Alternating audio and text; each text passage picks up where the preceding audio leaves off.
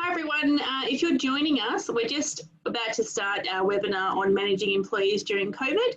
I'm just going to allow some more people to come in, so if you just bear with us for one moment, we're going to just give it a moment while people are attending. So we have lots of people joining us today, which is great. And if you're signing in, you're signing into the Capello Rowe Managing Employees During COVID-19 webinar series. This is one of the series of webinars that we've been doing during coronavirus. And if you want to check out our other ones, you can get them through our YouTube channel. And you can, if you don't know where to find it, ask me and I'll send you the link. But we've got a couple of different webinars on JobKeeper and also the Mandatory Code of Conduct. And we recently did one on separating during COVID. But the whole purpose of these webinars is we're really hoping to try and provide a resource to clients in our network to try and help through this time. It's really important to us to help our clients have all of the information they can have so that they can implement those with or without our assistance, and then hopefully try and use that to create a successful company. So by our clients being successful makes us successful. That's obviously what we're trying to achieve. But thanks for joining us. I can see lots of people coming in today. Hi, welcome if you've come in. We're talking about employees during COVID and how to manage them, and this is particularly aimed, this webinar, at any businesses who don't qualify for JobKeeper. So we've done 2 webinars already, as I mentioned, on JobKeeper. So this is really for those other businesses. If you don't know me, I'm Sarah Capello. I'm one of the partners at Capello Rowe, and I've got 2 of my rising stars here with me today. I've got Joey Tass in Sydney. Hey Joey, how are you doing today? Good, a bit tired, but retired. Joey's got a beautiful newborn who keeps him on his toes, but he's still as diligent as ever. And we've got Laura in Sydney. Griffith. Hey, Laura. Hi. Looking very fresh compared to Joey and I. Yeah, no babies here. So. No babies. So we'll just defer to you, and if we nod off, you just take over. So what we're talking about today, we're going to be talking about 2 recent landmark cases in employment law. They were really big deals that came up pretty recently. The first was a Rosado case, and it effectively decided that somebody who employer thought was a casual employee and who was paid 25% loading on top of what he would have otherwise been paid, it was determined that he actually wasn't a casual employee and he was entitled to back pay of personal leave and annual leave. So it was a pretty big deal to determine, okay, even if an employer is thinking about that they're being classified a certain way, then that's not always the case. So Joey's going to be talking about that a little bit. Then we have the second case of Work Health Commission. No, sorry, it's Hill and the Work Compensation Insurer, and that was to do with the employer's responsibility when it comes to remote remote liabilities when it comes to work health and safety. So we'll then, after we talk about those cases, we're then going to be talking about some potential pain points that we've identified, and we want to kind of give some strategies to businesses to try and help them through those pain points during that might arise during COVID. But we've purposely not prepared slides for this because we obviously deal with a lot of businesses, but we don't deal with we don't see every issue that arises. So we want to make sure that we're keeping it as fluid as we can to discuss any of the issues that come up. So we really want to emphasize that if you have something you'd like to draw our attention to, or you have a question, please let us know, because we really want to try and answer questions that are relevant to to our network and our community and our clients. So we've got a guide of what we will be talking about, but if there's something that's really important, then please put your hand up, send a question. If needed, I'll take you off mute and we can have a discussion and pop your video on. So use the resource that we have. We're here to help. On that point, if you look down at the bottom of your screen, you'll see a Q&A box, and in that box, if you can just write any questions at any time. You can wave your hand, it'll notify it for me, or you can just pop it in the chat. So just reach out and I'll monitor that. Just another mention that this is being recorded, so we'll be sending around the recording after the webinar, and we'll also be putting it on our YouTube channel as well. So so you can take it home and you can watch another time. Otherwise, anyone can access it at any time. So we'll be starting with the Rosado decision, and Joey, if you can run us through those brief facts, and then tell us effectively what the decision is going to mean for some of our clients and employers. Yeah. Okay, so the Rosado decision was a Decision which was made, I'd say, about a month ago. Effectively, the brief facts of the case were Mr. Rosado was employed as a coal mining worker by a company called WorkPack, which is a labour hire firm, as a permanent casual for approximately 3.5 years over 6 consecutive employment contracts. Now, despite Mr. Rosado being engaged as a casual, he did work regular and predictable shifts with a firm advance commitment as to the duration and days and hours worked. Now, Mr. Rosado sought payment of his leave entitlements following a previous test case through the same company, which was the matter of skiing. Now, following that, he also sought payment of his leave entitlements, claiming that he was not a casual employee and therefore entitled to sick leave and holiday pay and the like. Now, WorkPack considered him as a casual and therefore denied his request. Subsequently, they commenced proceedings seeking, amongst other things, that Mr. Rosado was classified as a casual and therefore not entitled to leave entitlements under the Fair Work Act. Now, the key takeaways in this case were, in considering the factual matrix and the circumstances of, the relationship between employer and employee, the federal court determined that the parties had agreed on an employment where the work structure provided was continuous, stable, regular, and predictable. These are relevant because it found, based on these circumstances, that Mr. Rosado was not a casual, irrespective of what his contract of employment stated and what he was referred to as, because I think he was referred to there as a casual or of some sort. So it doesn't matter what the contract said, because of the surrounding circumstances and especially the continuous, stable, regular, and predictable shifts that were given to him well in advance, it found that he was an employee, and therefore Mr. Rosado was entitled to be paid his leave entitlements and public holidays. WorkPack could not set off the higher casual rate that was paid, the casual loading. The 25% loading, I was going to say there was. Yeah, I don't know if you felt the same, Laura and Joe, but what I read after the case was there was a lot of outcry because it was perceived as double dipping because he received 25% loading on top of what the rate would have been under I think it was an enterprise agreement in that case. Yes. An award. Yes. But as you know, when you're paying a casual, you pay the 25% loading because it's meant to factor in all of those leave entitlements otherwise you'd get for a full-time or part-time employee.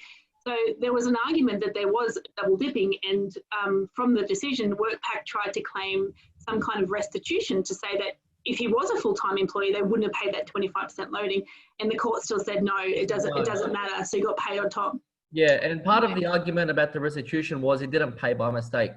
Yes. So they said, so effectively they paid the 25% casual loading, and now could not offset that with the annually with the leave entitlements that they have to pay. So there is a sense of double dipping there, and I mean, the decision serves as another reminder that simply labeling an employee's engagement as a casual is not really determinative, and rather the courts consider all of the factors in play. Yeah. But the key, what I took from that case was the most important part is that there was a firm advance commitment. You used those words before. Yeah. And what I took that to mean is that if you've got a schedule already planned, if somebody's working, 3 days a week from 7 till 10, even if it's not full-time hours, but if there's that ongoing relationship between the employer and the employee, then it's likely going to be construed as not as a casual.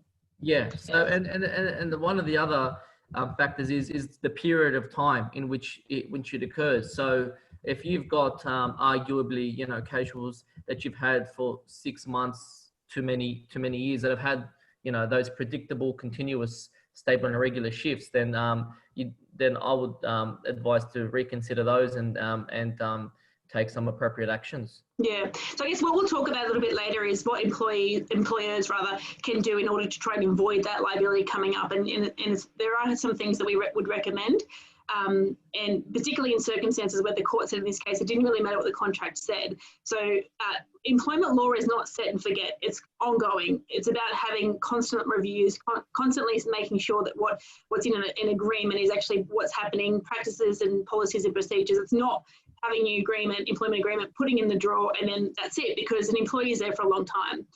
So we'll talk about that a little bit later, but if you've got any questions about the Rosado case, if you want a little bit more facts, please shoot through. But next we'll be talking about the Hill case. So Laura, can you tell us a bit about that? Yeah, sure. So Hill basically involved two individuals who were in a de facto relationship together. They were both working for the same company. It was actually a family business, but they worked full time from home. They provided financial advice to their clients. And back in 2010, the female partner was actually killed by her de facto partner, and she had two dependent children who made a claim on workers' compensation. So initially, compensation was the arbitrator for the Workers' Compensation Commission determined that it was payable because her death occurred during the course of her employment, and it was a substantial contributing factor to the injury she sustained. That was then appealed, and the court confirmed that it was actually compensatable harm that she had incurred because she was working when it occurred, but also relevantly, her partner had experienced delusions which caused the attack, and his delusions specifically were that he believed that his partner was working with ASIC to conspire against him and get rid of his financial certificate to practice in the area and to steal his clients. So the court ruled that it was directly related to her employment, and it actually was irrelevant that it didn't necessarily relate to her employment, but his. They actually said that verbal abuse, sexual harassment, and bullying at work could result in compensable harm, regardless of the reasons for the attack. Yeah. So. Yeah. This is a really sad case actually. That what was the year that it happened? Was it 2014 or 13? No, it was actually 2010. So the judgment only just came through this year, so obviously very relevant now that everyone's working from home. Yeah, that's what I was going to say. It happened pre-COVID, but it's very relevant now because I think there were some stats that I read. Don't quote me on these source, but it was like something like 80% of people are working from home, and from that 80%, 80% of that have never worked from home before. So a lot of employers are saying, "How do we handle this?" And this decision coming out, making an employer liable for domestic violence during workplace is a pretty big deal. So I guess, can you just repeat, and you did mention some of those factors that they said which made it then a workers' compensation claim, even though it's the personal, domestic violence? Yeah. The court actually noted, they had a statement in the judgment that said there could be cases where a worker, two employees that are in a relationship and living together, they could be working from home, suffering domestic violence, and that would not result in compensatable harm. So they did note that could happen in circumstances. What was relevant is whether it's actually connected to their employment. Were they working when it occurred? And in this case, obviously what was most relevant is that the delusions were directly related to the type of work they were doing. So it arose out of their work. It was during her normal work hours or what they would have considered to be her regular break, so still during work. But the court basically said that every case would be determined on a case-by-case basis. So you really can't ever be certain that it would be ruled out.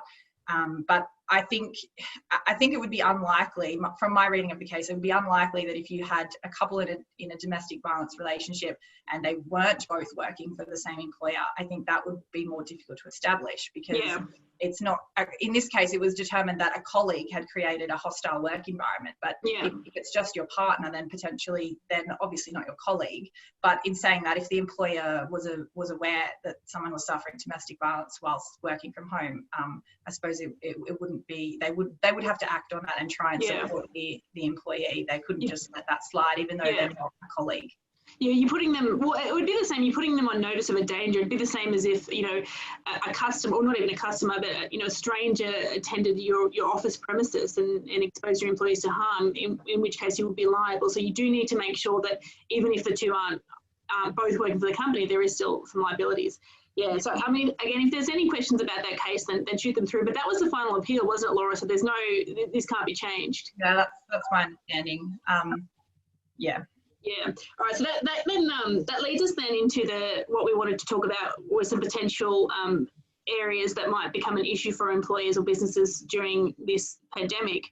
And so we're just going to kind of go through a few, but again, shoot through any questions as they might arise. But leading on from that case, we've identified the biggest factor, obviously, is employee safety. So this is work health and safety obligations. So the government are putting a lot of resources into making sure that businesses understand what their potential obligations are. They launched a really informative website. Well, it was already there, but the Safe Government website, but they've launched a lot of different pages to provide plans for businesses to give them a guideline of what you actually are required to do. But looking beyond that plan, you know, can you guys talk a little bit about what kind of liabilities employers have and what they can kind of do to make sure that they're mitigating them, particularly having regard to the risks around coronavirus? Yeah, so I have a few other case examples that I could briefly discuss, but for example, there was one where, again, another person working from home, they had a set login time and beforehand tried to go to the kitchen, make a nice coffee and tried to rush back to her computer in time. And she had tripped over down some stairs and that was, the employer was liable for that because it was during the course of her employment. She was rushing to start her job. So something like that, you know, trip hazards, things like that in the home environment, they would be liable for. In contrast to that, there was a case that that occurred with a mortgage broker who was working Saturdays and Sundays, was on call, and on the Sunday he went for a bike ride and he lost control of his bike and died. It was during his work hours, but the court said that wasn't that the employer wasn't liable for that because he was not required to take a bike ride during his employment. So the test is really whether the activity was encouraged by the employer, whether it was necessary, things like that. Yeah.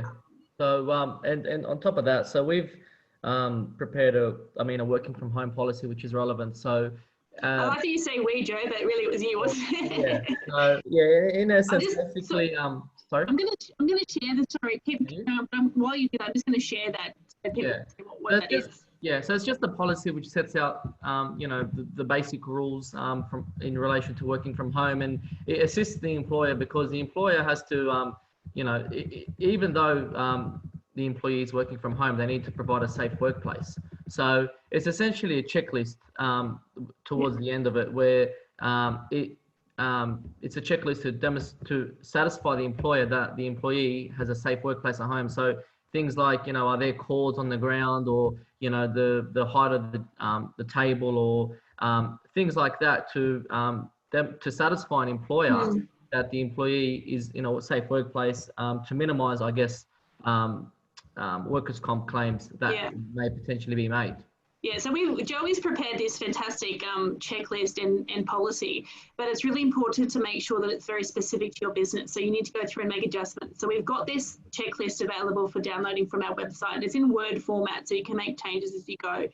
Once you have that finalised, it's really important then to make sure that it's properly executed, so that you're giving it to your employees, you're following through, you're identifying any risk hazards from this checklist, and then working through solutions from it. And that's going to potentially then, firstly, and this is the most important part, potentially then reduce any risk to your employees, because it is about safety first.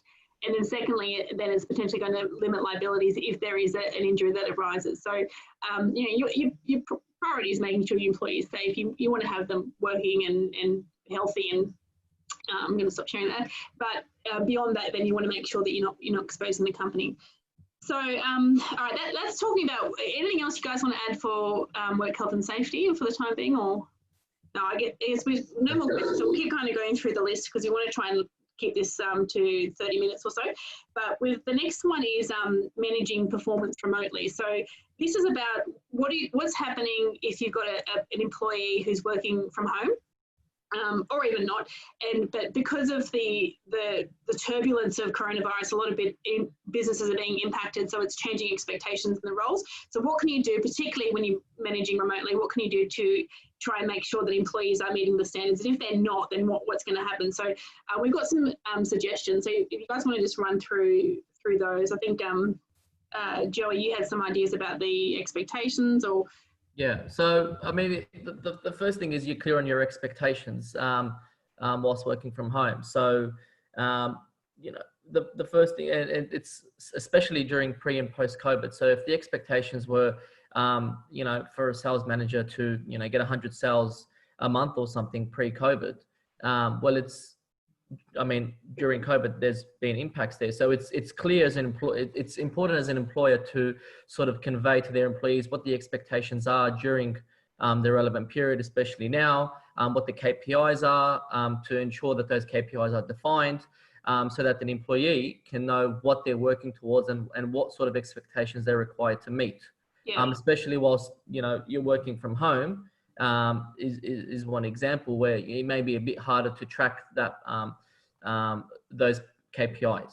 Yeah, so that's like you said, the first step is define to make sure everyone's on the same page. Yeah, which is the same as with employment contracts. Make sure that everyone's on the same page. Yeah. Yeah. I mean, there's other ways you can do that by having check-ins and meetings, and whether it's weekly catch-ups or the like, just to make sure everyone's on the same page, everyone's working towards the same goal. Yeah. And there's nothing missed, or if there's any issues that may have arisen during the time, so that the the employer and the employee can talk through these things and work them out.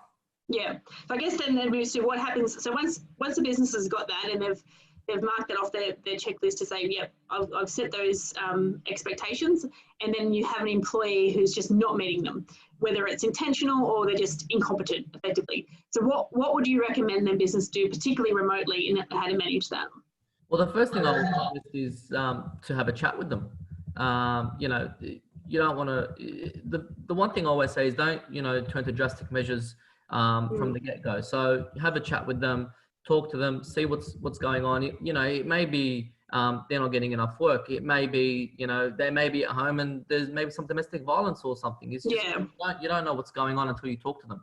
Exactly. Once you've put it to them and talk to them and identify the issues and identify what's going on, you sort of set goals on how to fix it going forward. And then that is sort of the first time you speak with this relevant employee about the relevant issues. And then going from there, once you've identified the issues and you've identified how to fix it, and going forward, then you can assess what you do from there, whether it's the issue is rectified and they're back on board and everything's perfectly fine, or B, it's not rectified, then you take the appropriate action going from there. Yeah.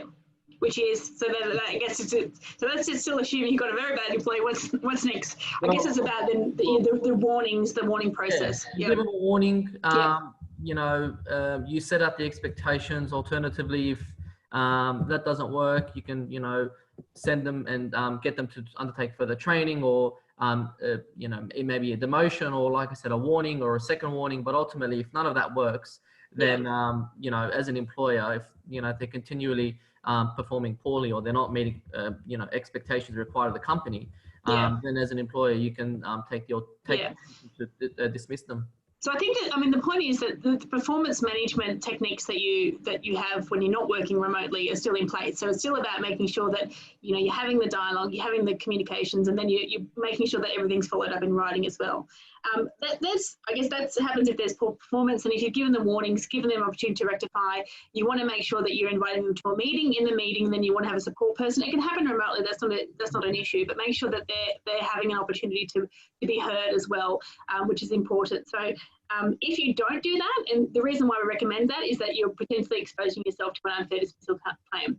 And Fair Work at the moment are just so inundated with these claims, and they just had a massive increase in claims, because a lot of people are using this time to terminate and do certain things, because it has, in my opinion, it has effectively turned somewhat more of an employer focus as opposed to employee focus. But that doesn't mean that the rules aren't still there and you still have to follow it, particularly if you're not entitled to JobKeeper, in which case the JobKeeper directions don't follow. So if there's an issue also of serious misconduct, then the same rules would apply, where you would firstly wanting to be conducting an investigation, put the allegation to the employee. You can do it remotely, that's not an issue. If there's any safety potential risk to the business, so for example, an employee might be threatening to take clients, particularly if they're remote, then you can suspend them with pay. That's not an issue, particularly as the allegations are being considered, and remove access to the systems. If there are some solid foundations to the allegations, then by all means go forward. You have to protect the business interest. But once you've conducted that investigation and it is found that the allegations are correct, then you go through the process of termination. Now you want to be, at this point, particularly if it's a potentially matter that would be disputed, you want to be getting some advice about the specifics of terminating. Another option, though, that we might talk about, but sorry, before I get there, I've just got a question come through from Sophie. This is about work health and safety. Who is responsible for purchasing equipment if an employee works from home? for example, ergonomic chairs and lighting. So do you want to take that one, Joey, since you're the checklist expert? I mean, as an employee, you need to, be able to ensure a safe work environment for your employee. So, I mean, in relation to that, I would look. It works both ways, but I would suggest that the employer, takes the lead and ensures that the employee has the relevant, equipment at home to make sure that it's a safe work environment. Because the onus is on the employer to ensure that their employee has a safe work environment. That's the answer in a nutshell. So, sorry, just trying to get that back. So I guess it's about how far do you go. So, if, in terms of providing your computer and everything, then that, obviously if you've provided it at work, then you'd be providing it at home. But you need to be just having conversations with them, I would expect, about what would be reasonable. As practical as possible as well. There's no perfect environment. So it's as practical as possible for the employer to provide a safe work environment for their employee. So ergonomic chair, lighting, as trip hazards and the like, it's as best as they can. Yeah. And then ultimately, at the end of the day, the employer needs to satisfy themselves that it's safe. Now, if the employee themselves, if there's, for example, trip hazards, all over the ground, and the employer provides the materials to, remove these trip hazards, and the employee doesn't do anything about it, well, at the end of the day, the employer's done everything in their power. And if something arises, they've satisfied their obligations as an employer. Yeah. Yeah, Sophie, if you wanted to ask a specific question, then just by all means let us know and we'll go through it. But it's just about effectively having common sense. So if you've got an employee who absolutely has no ability to work from home because they don't have the setup, then you might want to consider, okay, is it safe for them to go into the actual office? Is it safe for them to travel? Is it safe for them to then, once they're there, you meeting the coronavirus restrictions in terms of social distancing? And if that's the case, then you might want to consider, directing that the employee goes in, if it's safe to do so, then to avoid you having to incur the liability of paying for a whole setup. Whereas if the request is, for example, for a stand for your laptop because there's some neck issues, and that might cost a couple $100, you might consider that a reasonable request. So there's no necessarily any obligations to incur significant expenses, but you do have to do what's effectively reasonable to make sure that your employee has a safe working environment. So it's really a very case by case matter, and depending upon the nature of the work as well. Like I said, Sophie, if you want us to expand on any of those, then just let me know, but hopefully we've addressed that. So what we're just talking about before going back to that, we're referring to ways that you can manage employees, particularly who are underperforming. So we spoke about performance management, and then also if it leads down to, if there's serious misconduct, then termination. But another option that might be available, particularly if there has been a downturn in turnover and the business is struggling financially, but potentially not even to the point where you qualify for JobKeeper, which, as you know, is a 30% threshold. If you've got a 28% threshold, you're not entitled to the assistance. What do you do then? So there is the option of redundancy available to businesses, and you can, if the position is still required, but there's nonetheless been a downturn, you can contemplate a restructure. And the restructure then will allow you to rely upon the fact that there is a downturn to absorb that role into other roles. And then you effectively, redundancy is something that falls outside of the jurisdiction of unfair dismissal claims. And it has to be a genuine redundancy. So we might just talk very quickly about what that process looks like. So Laura, if you want to just run through quickly what that's going to be for businesses who've had a downturn. Yeah, so essentially the first step is you need to look at their employment contract or their award and see whether you have an obligation to consult with them prior to making them redundant. Generally, I think nearly all awards, I think all of them would have that obligation there. Sometimes your employment contract may not. But in the first instance, you then, again, invite them to bring a support person, but have a meeting with them initially to explain the downturn or the restructure, explain what's happening, explain that you're considering making them redundant, and then you have to allow them to provide their feedback and their comments. They might ask questions which you actually, under most awards, it says you need to address them. So if you can't address them in the meeting, you should address them later in writing. But we always encourage clients to follow up that meeting in writing anyway, just to confirm what was discussed. And then following that, you have to consider whether you can redeploy them within the business to make sure that it is a genuine redundancy. So if there's no other positions available in the business, you can then move forward with terminating them.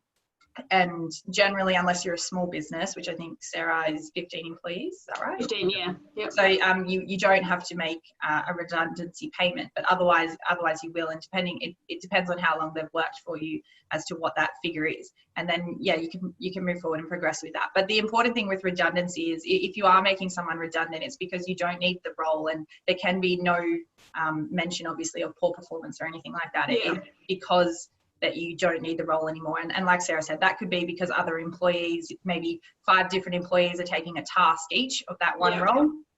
And as a result of that one individual is no longer required. But you couldn't then turn around and hire someone in the exact same position, because the point is that they're not required. Yeah, but Joe, you spoke the other day about even if you're not a small business employer, what you might be able to do to try and limit the redundancy payout. Yeah, so there's been a couple of cases more recently, given the COVID pandemic, and companies essentially not having the financial resources to pay out redundancies, where they've essentially applied to the Fair Work and have basically put the arguments that, notwithstanding that they're liable to pay redundancy pay for various employees, given that they're more than 15 workers. They've essentially been allowed to forego that and not pay those redundancies, which the Fair Work has made that determination for them to allow their business to keep running. Because it's arguments like this where, say you've got 20 or 10 or so employees where you need to pay each single one their redundancies, and the redundancies can be for up to 4 weeks, and 4 weeks or more, which will have a significant strain on the business. So there's been cases recently where they've applied to Fair Work and have been able to forego paying those.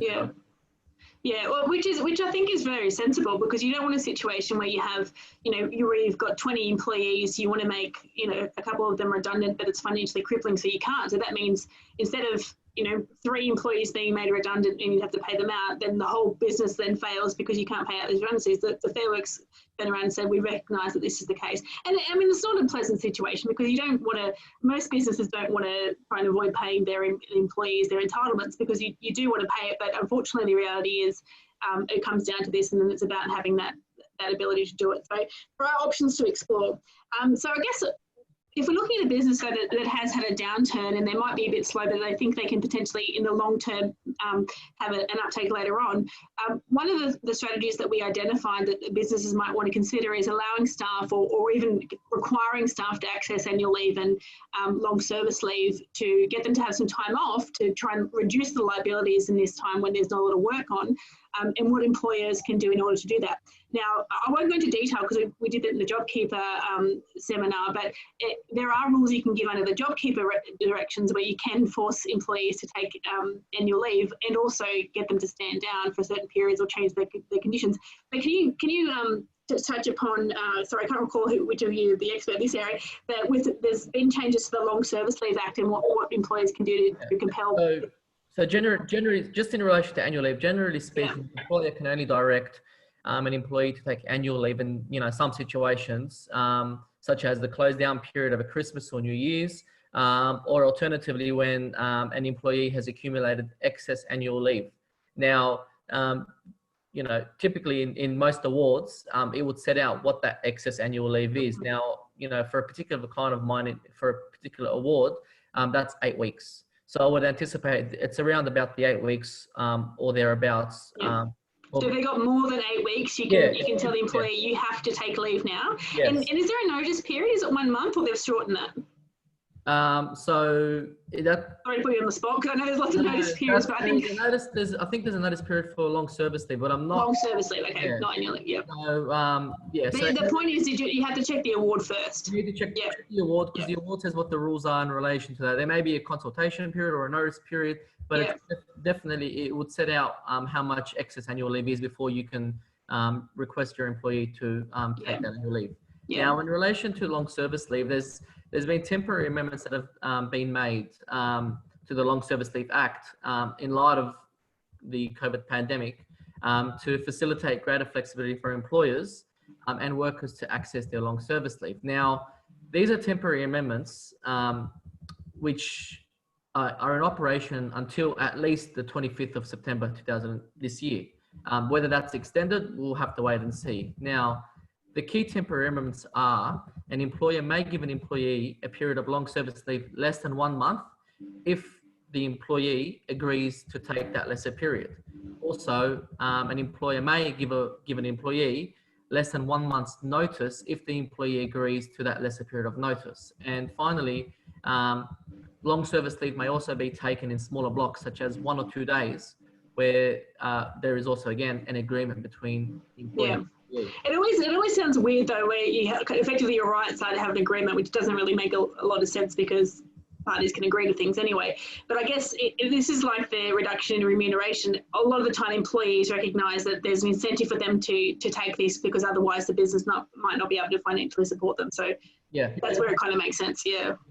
So effectively the gist is, you know, if the employer and employee can agree to it, taking you know, a month or less, a month or notice period of less than a month, or, you know, taking blocks 1 or 2 days a week, then that can be facilitated. Yeah, that's actually a good point. So talking about reducing hours and reducing pay, even if you don't qualify for JobKeeper, you can still do that, but that's really, it has to be by agreement. That's also by agreement as well, yeah. And I mean, good practice, you want to make sure that you're having that properly documented in writing, getting the employee to sign a variation to the agreement, and making sure that it's clear that that's the case. And it might be a temporary thing that you review later on, but it has to be by agreement. The other thing is as well, in relation, if it's not by agreement, it can be quite problem. So if the employer, you know, without agreement goes and reduces the days or the remuneration of the employee outside of JobKeeper, this can be quite problematic, because the employee can be exposed to a potential breach of contract or back pay claims. If they didn't do it right and by agreement. Now the other thing is as well, in relation to various awards, there's this thing which is called it's clause which is called major workplace change. So in those circumstances where if an employer wants to make alterations to rosters or hours of work and the like, there are requirements that they consult first before they do that. So they're potentially in breach if there are no consultation periods. Which you should do anyway. Really is good practice, isn't it? So I guess just rehashing what we're talking about. So if your business has experienced a downturn and you do want to try and manage the employees, particularly because often they're the largest expense, some of the strategies are, if they're not properly meeting the expectations and you want to contemplate termination, follow the correct procedure. If there has been a significant decline in work and therefore you want to explore redundancy, again, look at the award, see whether consultation is required, and then go through that steps. If you are less than 15 employees, you don't have to pay redundancy payments, but otherwise, if that's going to be a financial burden, you can apply to Fair Work. So I guess moving on, and then there's the annual leave, forcing staff to take annual leave and long service leave, and that will reduce your liabilities during this time, particularly if it's a slow period and you think it's going to increase later on, and that's something businesses should explore. But I just want to kind of move then quickly to the next stage. If you do terminate an employee and they're working from home, so you've got, as Sophie was talking about before, you've outlaid all of this money, they have the company property, they've got a computer, they might have a printer, you might have bought them a chair. So what can businesses do then to manage that exposure to that liability and have it returned back? So is there any kind of ideas we can talk about with that? Yeah, so I mean, initially you could always outline this in your employment contract, but it's not often there. Sometimes it's just a clause or a phrase. It's basically saying that they will be required to return company property. What we tend to do with clients is in the termination letter, basically outline what the expectation is. So it's very clear then what the employer what the employer is required to do. So I guess in the first instance, so especially if you have people working from home and you've outlaid expense in terms of equipment, you need to keep receipts and things like that. If you've reimbursed the employee, you know, keeping good records of what is actually by the company is the first step. And then once they're terminated, obviously outlining in the letter when and where they need to return this property, or whether it'll be collected, and making it clear as to when that's going to occur. If they were to sort of take confidential information or something like that, or do something that's prohibited under their contract, that's when you move into the next phase of sort of sending them a cease and desist letter to say, return this property or return this confidential information, or essentially asking them to stop whatever they are doing that's breaching their contract, and then moving forward from there if they still don't comply. Yeah, this is where it's really important at the start of the relationship to make sure that that's properly defined, what is confidential, what isn't, what's created under workplace and what's not, and going back to your employment contract and constantly reviewing that over time. Because often people start as a junior. I mean, Laura, you're a perfect example. You started as a junior and then you've moved up to a lawyer. And so people often forget that throughout that relationship, you need to constantly review, not just remuneration, but all of the terms of the agreement. You might have instances where you try to impose a restraint and it might not have been reasonable, but over time they go to a much higher position, therefore restraint would be reasonable. So you want to have that reviewed as well. I've got a question from Sandra. Hi, Sandra. Hopefully you're getting some info out of this. If employers request that staff all start working from the office again and then someone gets COVID-19 from the commute or in the workplace, can the employer be sued? This is a really interesting one that we've talked about a fair bit. Joey, I think you're the one that looked at the cases about this, whether if somebody in your office has coronavirus and gives it to you, what happens? Well, the central thing there is it needs to be proven that they got the coronavirus during the workplace. That's the central thing, and these sort of circumstances, it's very hard to prove. But in saying that, things like the COVID app and the like, where you can trace what's happened. If it is the case that they've contracted coronavirus and it is during the workplace, then potentially it's a workers' comp claim. Yeah, well, there's two things. Firstly, you're entitled to personal leave, so sick leave. But then if you don't want to then use your sick leave entitlements during that, then you might want to contemplate a workers' compensation claim as well. And effectively you put the claim in, if the workers' comp insurer agrees to it, then great. And if not, then it's about proving that how the virus was actually contracted. Yeah. The causation is the hardest thing to do. So just because someone gets COVID doesn't necessarily mean they've got an automatic right. It's that next step where it needs to be proven that it was that COVID was contracted from the workplace. Yeah. So I mean, the answer to that, Sandra, is yes, the employer can be exposed, and this is why the employer should really be putting in very sound work health and safety practices to make sure that they're limiting the spread of it amongst it. So that is being really diligent. If anybody's sick, you're sending them home, and you're making sure they're not coming in, or having your sanitizer, your space, making sure that meetings are conducted for a certain amount of time, because there is a risk, and this is why we're going on about the importance of work health and safety. I was going to then talk about, sorry, I've just lost what we're going upon, the restraint of trade. So if there's any more questions, then shoot them through. But one thing I wanted to share on my screen is we created a checklist for, we're trying to encapture the whole employment relationship. So we've created a very broad checklist so that to use as a bit of a guide. And I'll just share my screen with you with this. So with this checklist, it's not really giving you the answers, because the thing is with employment law, there is no one answer that fits everything. But what it really is giving you is a roadmap to say, okay, where can I find the answers? And what kind of answers do I actually need to look for? So it goes through each various stage. This is hiring, and then once you've, things like making sure that you're creating a hiring policy and procedure, and then making sure you're following proper guidelines in the interview. And this is because even before you employ someone, then you're potentially exposing yourself to a general protection claim if there's any discrimination. For example, if you don't hire someone because they said they want to have kids, then that's gender discrimination. You don't want to do that. So you want to make sure your interview process is properly worked through.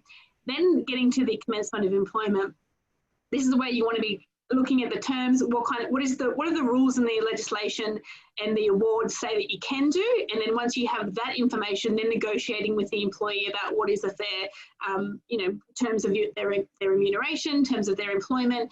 This is where you're going to be incorporating the restraint provisions and any of the post-termination conduct as well. And also at this point in time, you also want to be making sure you're setting out the expectations.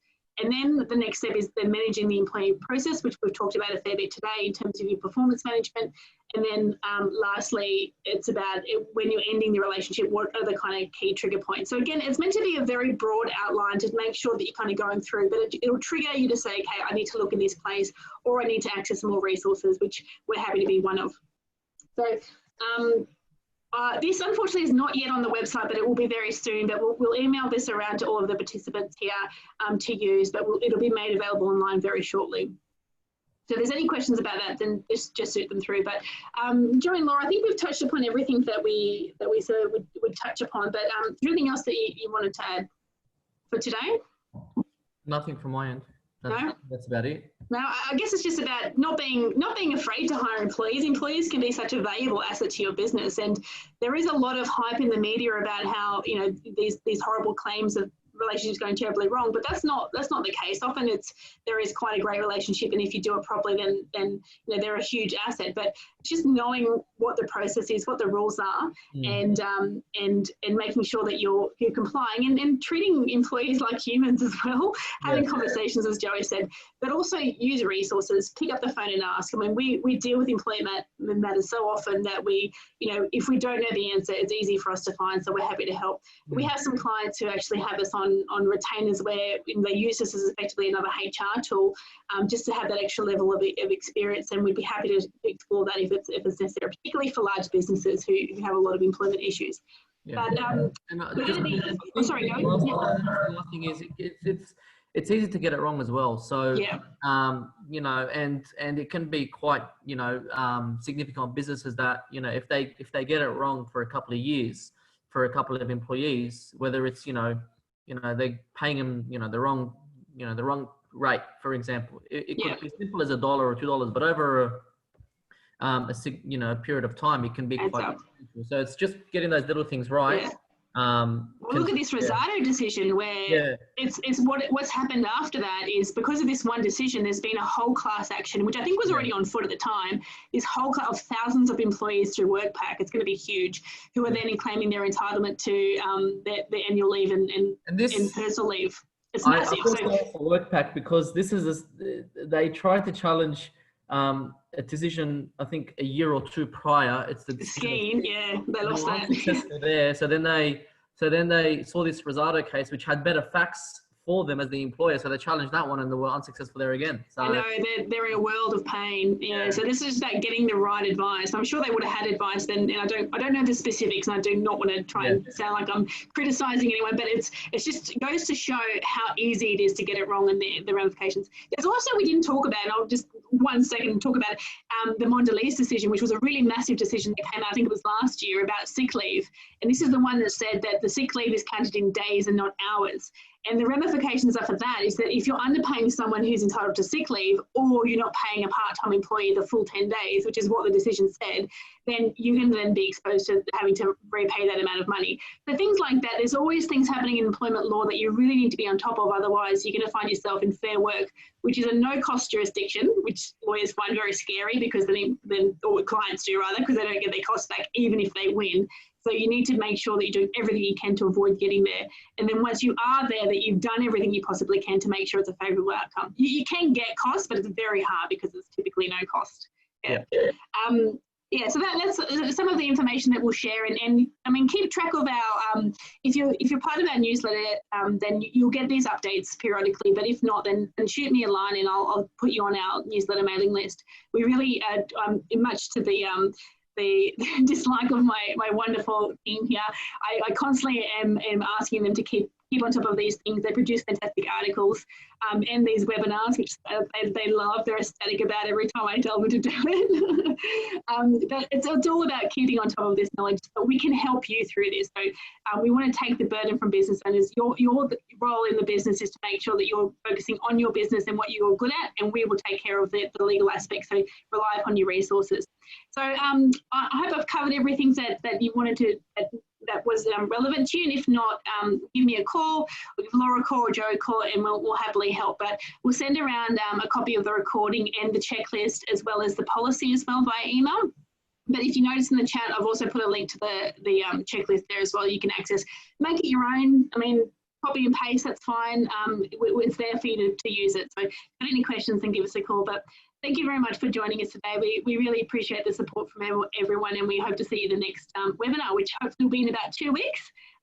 Topic not yet decided, but I think it's probably going to be on terms and conditions, because we had a really exciting case about an IT provider who refused to hand over some data. So we might be talking about how important it is to have terms and conditions. But just watch this space and we'll send you the details. So thanks, guys. You did a fantastic job, Laura and Joey, and I'm going to rope you into another one very soon. Thanks, guys. You love it, don't you? You love it. Yeah. All right. Thank you, everyone. Thanks, guys.